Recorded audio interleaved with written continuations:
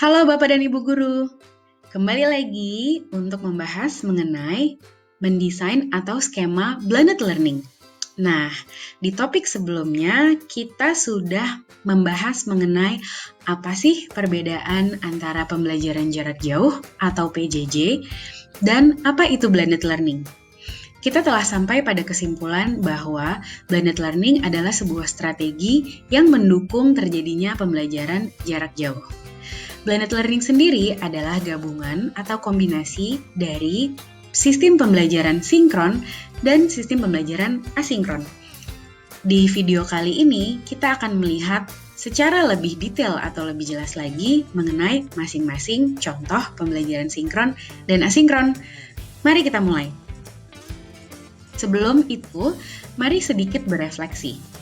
Selama ini, Bapak dan Ibu, apakah sudah melakukan aktivitas yang sebenarnya bisa diklasifikasikan sebagai kegiatan asinkron?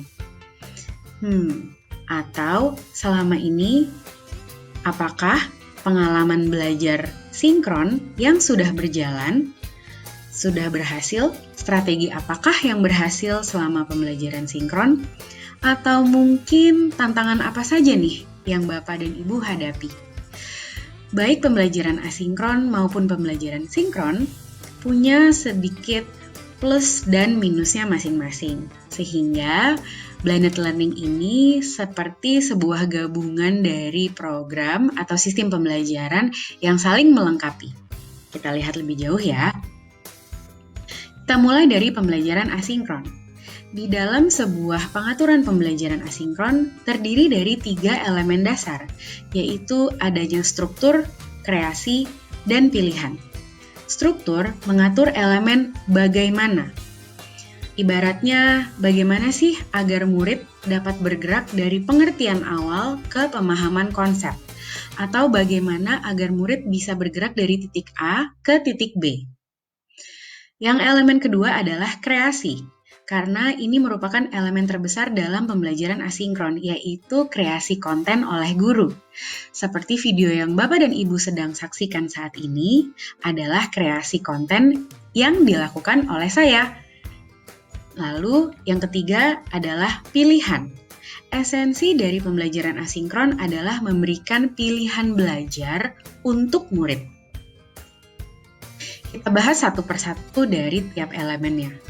Untuk struktur, di dalam elemen ini kita ingin melihat sebenarnya berapa pertemuan atau berapa jam yang akan kita alokasikan untuk terjadi secara asinkron dan berapa pertemuan yang akan kita alokasikan untuk terjadi secara sinkron. Jadi di dalam satu proses belajar dapat terdiri dari pembelajaran asinkron dan sinkron. Lalu kita juga harus melihat apakah tugas-tugas ini atau pembelajaran asinkron bisa termasuk sebagai assessment. Karena sebenarnya bisa saja ini sebagai bentuk assessment. Lalu berapa banyak waktu yang diperlukan murid untuk menyelesaikan aktivitas asinkron ini. Elemen kedua adalah kreasi.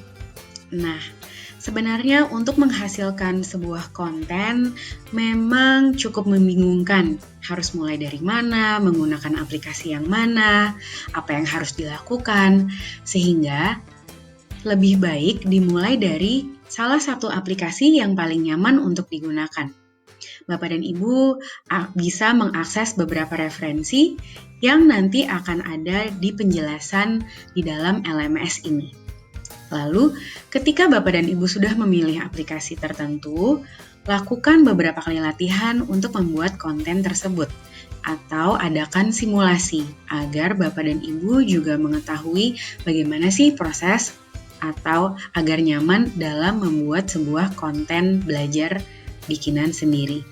Mulailah secara perlahan, jangan langsung ingin membuat konten yang begitu rumit. Mulailah dari titik yang Bapak dan Ibu nyaman untuk lakukan. Elemen ketiga adalah memberikan sebuah pilihan untuk murid-murid lakukan. Bisa dilihat dari contoh yang tertera di sini, yaitu seperti playlist atau menu belajar.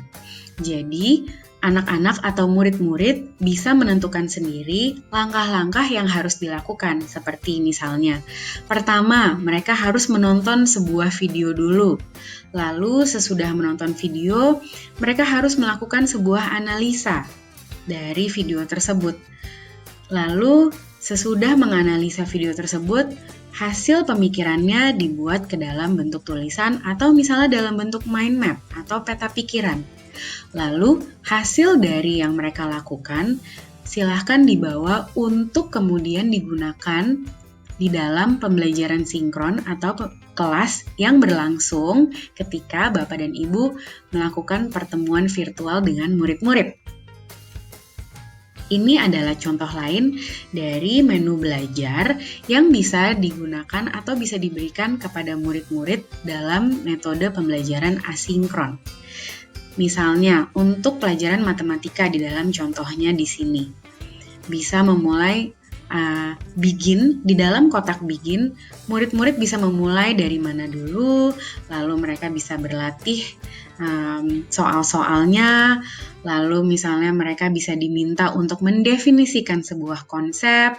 Jadi, di dalam sebuah tugasnya menjadi interaktif dan yang memancing untuk murid-murid bisa mendalami atau membuat lebih dalam pemahamannya terhadap sebuah konsep.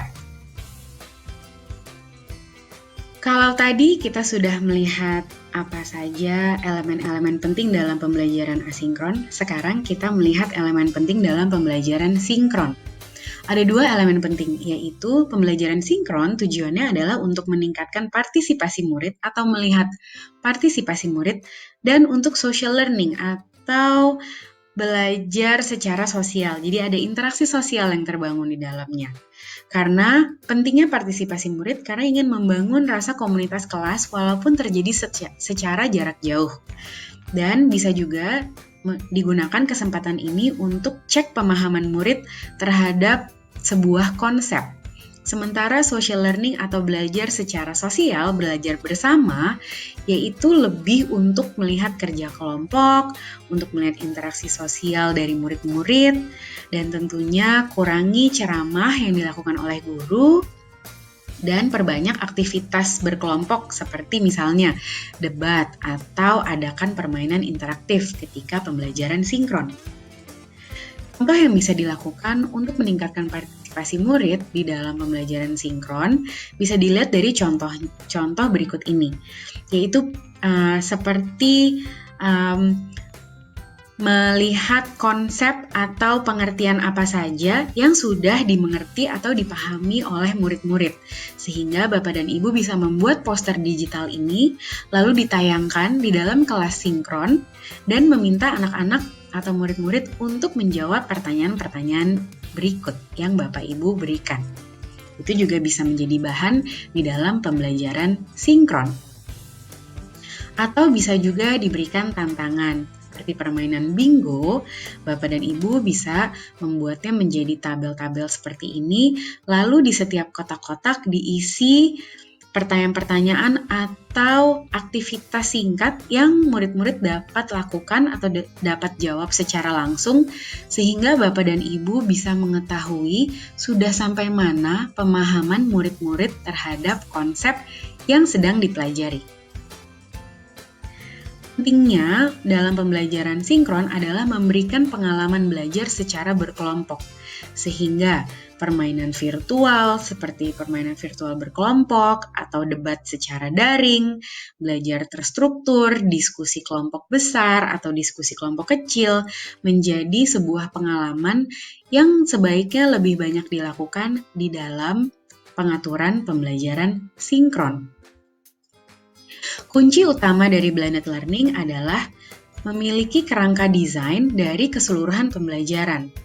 Jadi dimulai dari tujuan pembelajaran yang ingin dicapai oleh murid, lalu menentukan bentuk assessment dari pembelajarannya, dan menentukan porsi pembelajaran asinkron dan sinkron, tentunya melihat kebutuhan murid, dan yang terpenting adalah kita, guru-guru, tetap menjadi diri sendiri, otentik, sesuai dengan gaya mengajar, dan jangan lupa menikmati prosesnya. Karena proses belajar tidak hanya harus bisa dinikmati oleh murid, tetapi oleh guru juga pastinya. Bisa dilihat mungkin skema blended learning adalah kita mulai dari kompetensi apa sih yang ingin dicapai atau yang ingin dipahami oleh murid. Lalu ada titik awal nih, yaitu pemahaman awal murid. Bagaimana agar titik A, murid bisa sampai dari titik A ke titik B. Caranya yaitu dengan blended learning, menggabungkan pembelajaran sinkron dan pembelajaran asinkron. Sehingga dari pemahaman awal, murid bisa mencapai ke kompetensi yang ingin dicapai. Aturan dari blended learning tidak ada yang baku, tidak ada ketentuan kuantitas, berapa banyak pembelajaran asinkron atau sinkron. Semua tergantung dari kebutuhan murid dan disesuaikan dengan konteks kehidupan sehari-hari agar bisa memberikan pengalaman sukses belajar bagi murid dan yang pasti realistis untuk dilakukan oleh murid. Di video berikutnya, kita akan membahas lebih detail lagi mengenai skema blended learning dalam sebuah mata pelajaran. Sampai jumpa di video berikutnya. Terima kasih.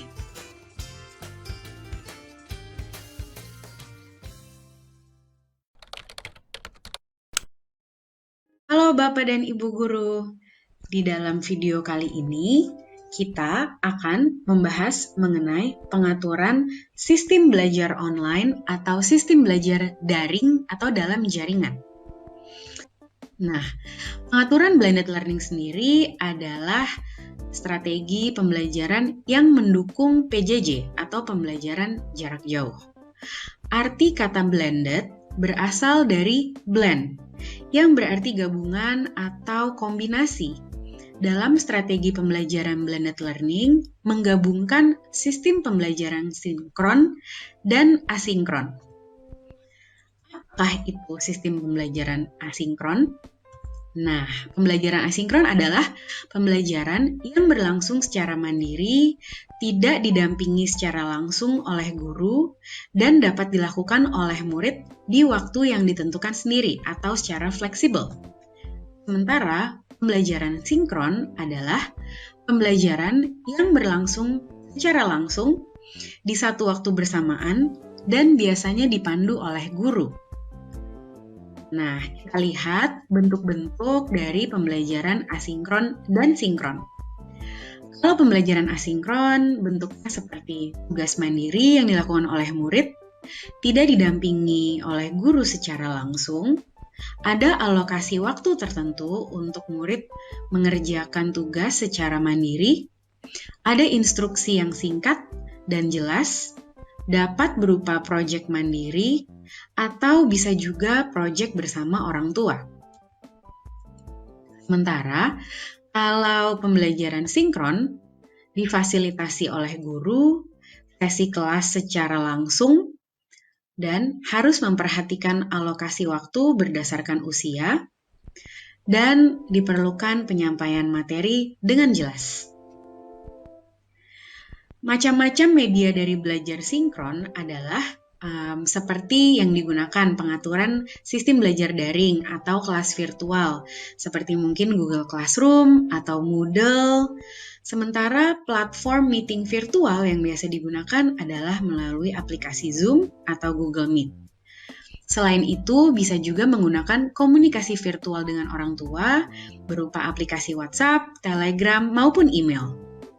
Contoh aktivitas dari pembelajaran sinkron yaitu mencakup penjelasan materi menggunakan media PowerPoint, Google Slides, ataupun video.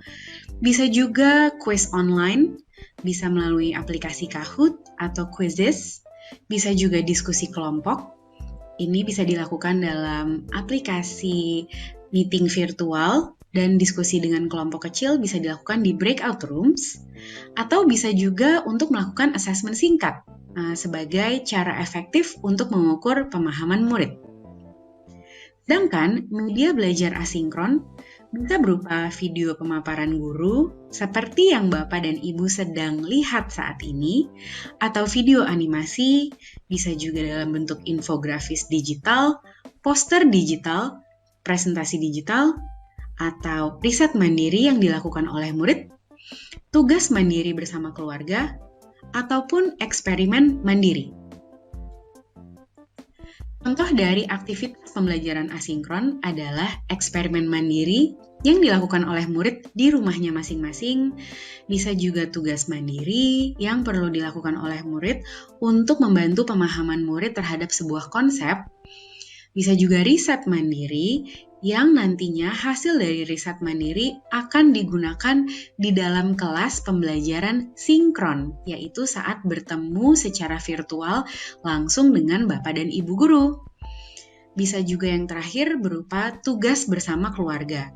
Biasanya tugas bersama keluarga ini paling efektif diberikan untuk anak-anak berusia dini, yaitu dari level TK sampai level SD, kelas 3. Nah, lalu bagaimana nih cara kita mendesain pembelajaran blended learning? Karena setelah yang tadi disebutkan, blended learning itu merupakan gabungan antara pembelajaran asinkron dan sinkron.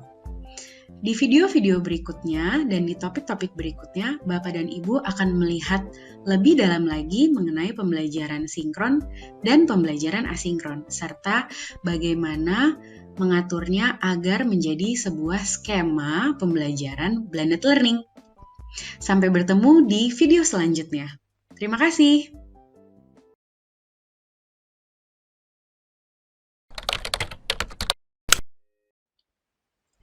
Halo Bapak dan Ibu Guru, kembali lagi di video pemaparan dan kali ini kita akan menggali lebih dalam lagi mengenai skema blended learning, yaitu gabungan antara pembelajaran sinkron dan asinkron.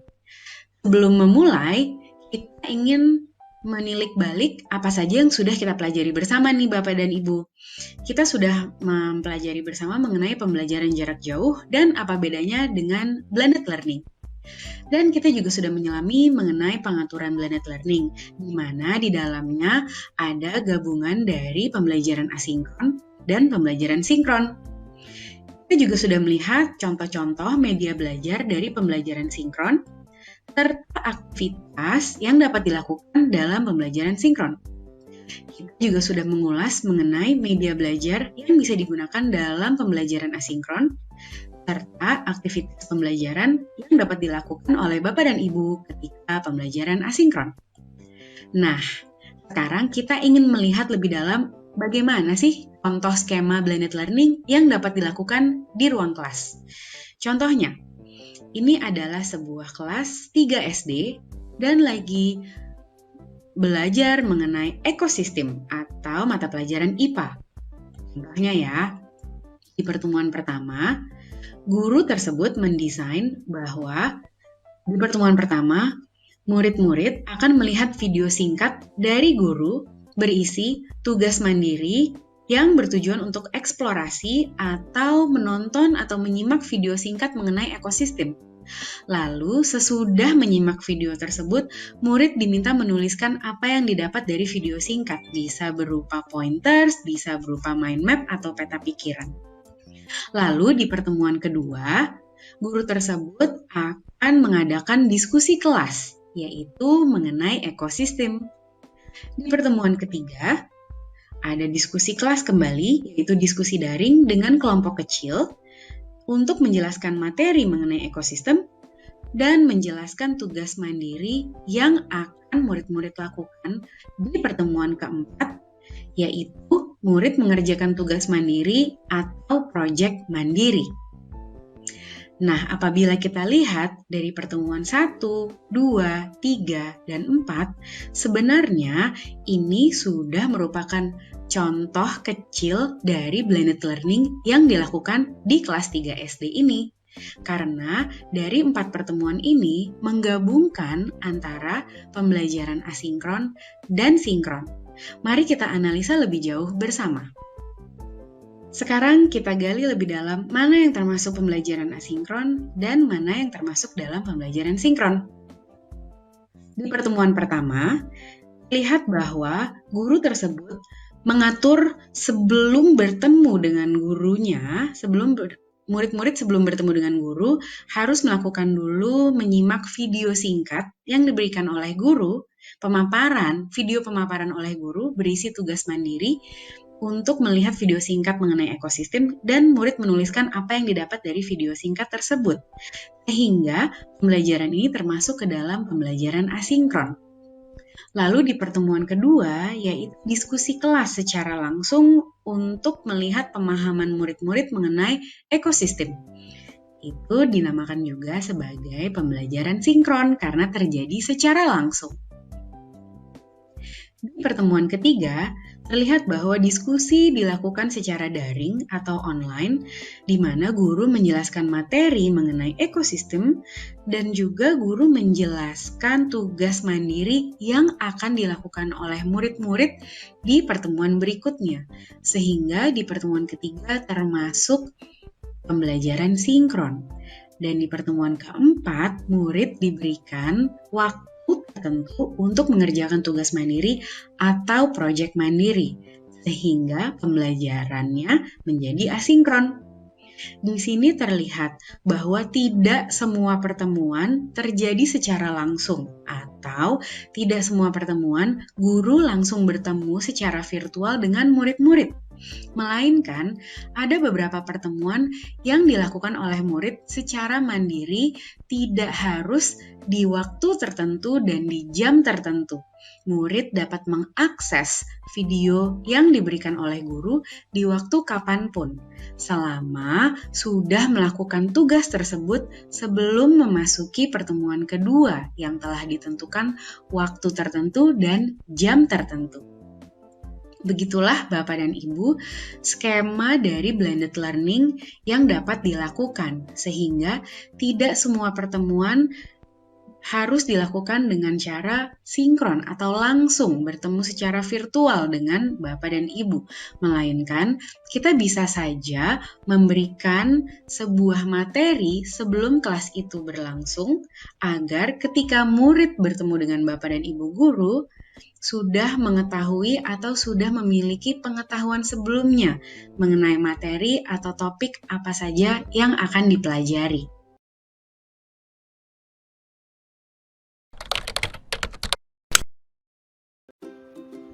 Halo Bapak Ibu Guru, sebelumnya Bapak Ibu sudah membaca dan memahami tentang Flipped Classroom.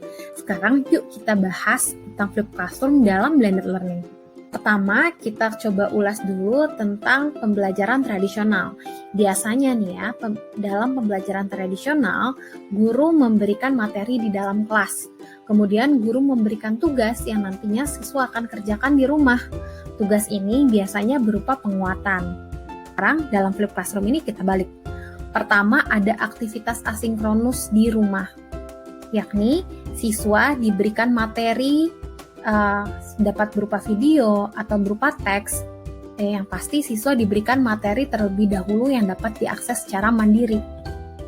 Jangan lupa untuk proses ini guru harus memberikan instruksi yang jelas ya. Nah, kemudian ada aktivitas sinkronus yang dapat dilakukan di sekolah secara tatap muka atau secara online. Nah, di sini siswa mendapatkan ruang interaksi dari antar siswa dengan teman-temannya atau dengan guru. Di sini, ketika aktivitas sinkronus, guru harus melakukan penguatan dan memastikan setiap siswa telah memahami konsep. Nah, berikut merupakan contoh pengaturan Flipped Classroom dalam blended learning ya. Di sini sudah terlihat skemanya secara beberapa pertemuan. Nah, di sini ada mata pelajaran bahasa Indonesia dengan tujuan pembelajarannya mengungkapkan perasaan, pikiran, dan informasi secara tertulis dalam bentuk pantun. Nah, di pertemuan pertama ini ada pertemuan asinkron daring. Jadi, siswa mengakses materi secara mandiri melalui online. Artinya, guru tidak perlu berada langsung untuk mengawasi murid, tapi guru harus memberikan materi kepada murid dan murid harus mengeksplorasi materi pembelajaran tersebut secara mandiri. Kemudian, pertemuan kedua ini adalah pertemuan sinkron secara luring. Jadi pertemuan tatap muka di sekolah gitu ya. Dalam pertemuan kedua ini, murid sudah membawa contoh pantunnya masing-masing. Karena di pertemuan pertama, guru juga harus memberikan instruksi secara jelas. Sehingga di sini murid sudah membawa contoh pantun masing-masing. Nah, murid di sini saling berbagi contoh pantun dan guru memfasilitasi diskusi untuk membangun pemahaman murid. Dalam pertemuan kedua ini, murid dapat bekerja secara kelompok untuk membuat poster klasifikasi bentuk pantun anak, salah satu contohnya. Nah, guru juga dapat menggunakan pertemuan ini untuk menggali pemahaman murid. Kemudian di pertemuan ketiga ada asinkron daring. Dalam pertemuan ketiga ini, guru sudah menyediakan video pemaparan buatan sendiri mengenai jenis-jenis pantun untuk menguatkan pemahaman murid.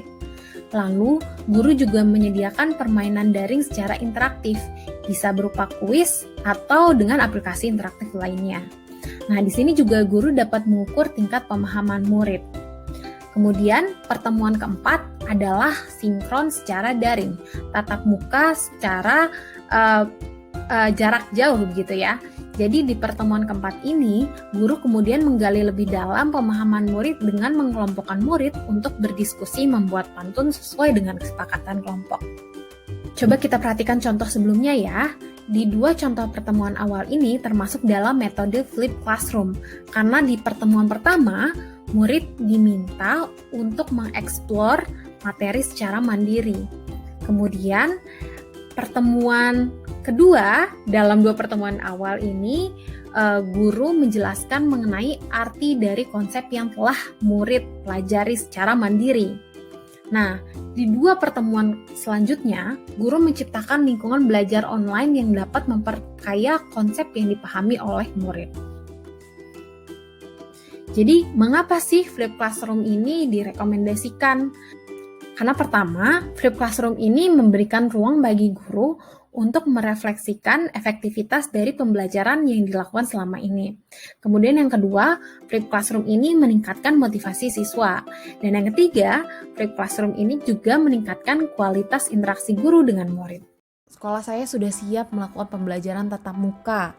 Bagaimana pembelajaran tatap muka yang direkomendasikan?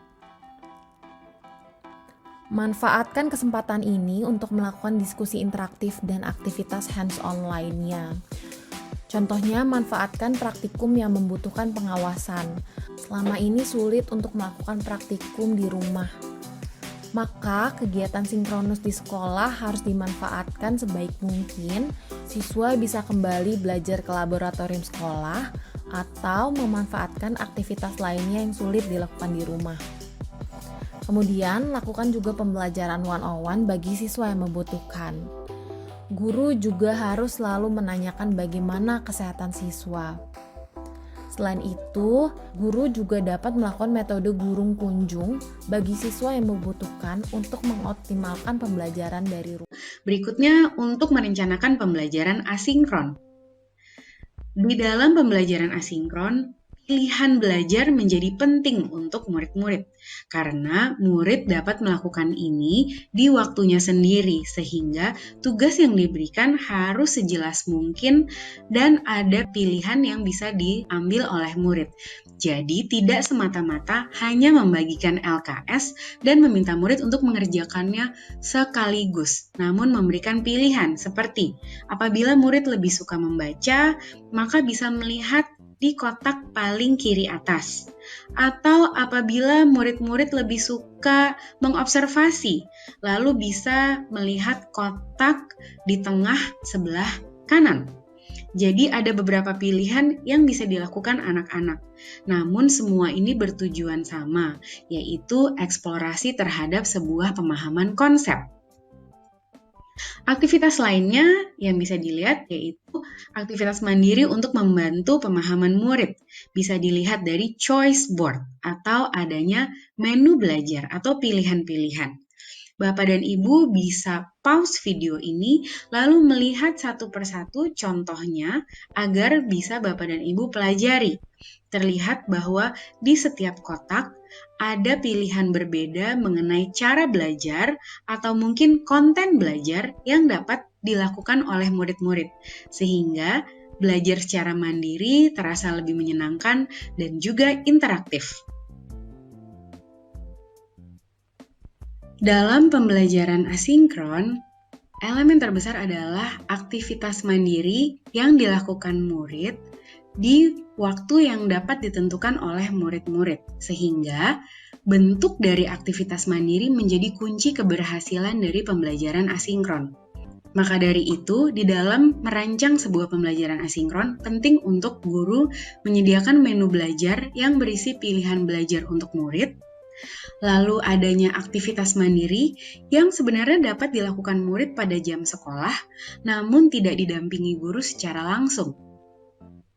Dan hasil dari aktivitas mandiri nantinya akan digunakan sebagai bahan pembelajaran bersama guru di kelas dalam pembelajaran asinkron. Sehingga pembelajaran asinkron dapat melengkapi pembelajaran sinkron, dan pembelajaran sinkron melengkapi pembelajaran asinkron. Semua konsep dari blended learning ini diciptakan dengan perspektif bahwa pembelajaran itu harusnya adalah berpihak kepada murid. Yang harus kita ingat, kelas offline atau kelas tatap muka secara langsung yang kita lakukan selama ini tidak bisa serta-merta langsung semua kita jadikan secara digital, namun memerlukan sebuah pengaturan tertentu untuk menjadikan kelas pembelajaran jarak jauh menjadi berhasil atau proses PJJ menjadi berhasil. Sehingga diperlukan sebuah strategi yang mengkombinasikan pembelajaran asinkron dan sinkron. Di dalam blended learning, pembelajaran yang berbasis project dan yang berdasarkan dengan konteks kehidupan sehari-hari menjadi sangat penting karena murid-murid dapat menggunakan konteks kehidupan sehari-harinya secara langsung ke dalam proses belajarnya. Terutama proses belajar juga dilakukan secara jarak jauh.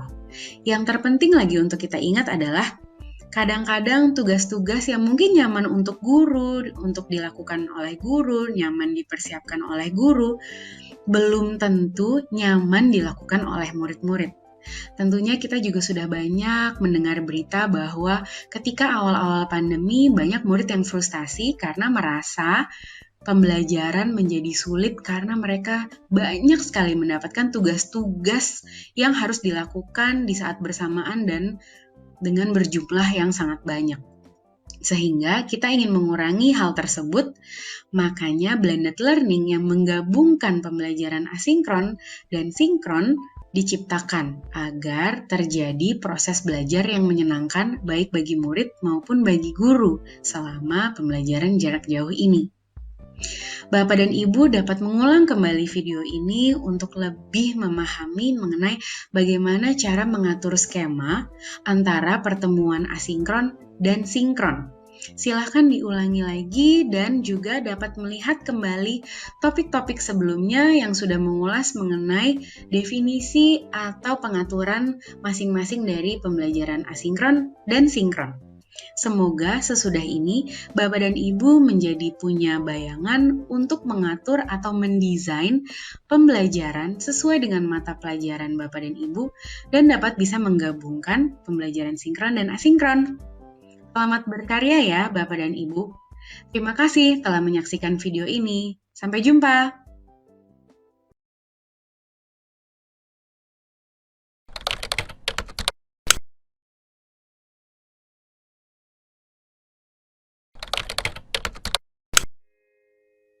Bagaimana ya kita merencanakan pembelajaran sinkron?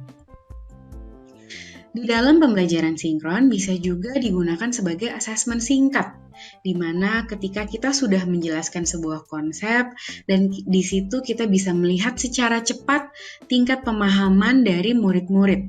Kita bisa meminta murid merespon pertanyaan-pertanyaan yang kita berikan, yaitu bisa melalui kuis interaktif seperti aplikasi Kahoot atau aplikasi Peer Deck yang dapat Bapak dan Ibu gunakan dalam pembelajaran sinkron, atau aplikasi Quizizz di mana Bapak dan Ibu bisa langsung melihat jawaban-jawaban dari pertanyaan yang Bapak dan Ibu berikan untuk murid, sehingga Bapak dan Ibu bisa langsung melihat tingkat pemahaman murid atau apa nih konsep-konsep yang masih harus diperdalam di kelas selanjutnya. Selain itu, kegiatan apa lagi yang bisa dilakukan dalam pembelajaran sinkron? Tentunya kita ingin mengurangi ceramah atau mengurangi pemberian materi atau hanya guru yang berbicara ketika pembelajaran sinkron. Sehingga kita bisa menggunakan strategi-strategi interaktif seperti retrieval practice yang Bapak Ibu bisa lihat di dalam contoh tersebut. Tujuan dari retrieval practice adalah untuk melihat pemahaman murid-murid mengenai konsep atau kompetensi yang dipelajari saat itu. Bapak dan Ibu dapat membuat sebuah poster digital seperti ini, lalu mengisi kotak-kotak dengan pertanyaan-pertanyaan yang bisa memberikan gambaran bagi Bapak dan Ibu untuk melihat tingkat pemahaman dari murid-murid. Ini bisa ditampilkan ketika pembelajaran sinkron dan meminta murid untuk menjawabnya. Bisa dibuat dengan menarik. Apabila murid dapat menjawab kotak yang berwarna biru, mendapatkan poin 1. Gitu. Jadi bisa dibuat, pembelajaran sinkron bisa dibuat dengan menyenangkan. Contoh lainnya adalah dengan retrieval practice atau retrieval practice placement, di mana dengan konsep yang sama Bapak dan Ibu dapat membuat sebuah poster digital yang berisi pertanyaan-pertanyaan yang Bapak dan Ibu bisa lakukan, sehingga ini juga bisa menjadi observasi atau assessment singkat untuk melihat tingkat pemahaman murid-murid sejauh ini. Ada lagi aplikasi yang Bapak dan Ibu bisa gunakan dalam pembelajaran sinkron, yaitu bisa menggunakan aplikasi Seesaw. Silahkan Bapak dan Ibu melihat dan eksplorasi.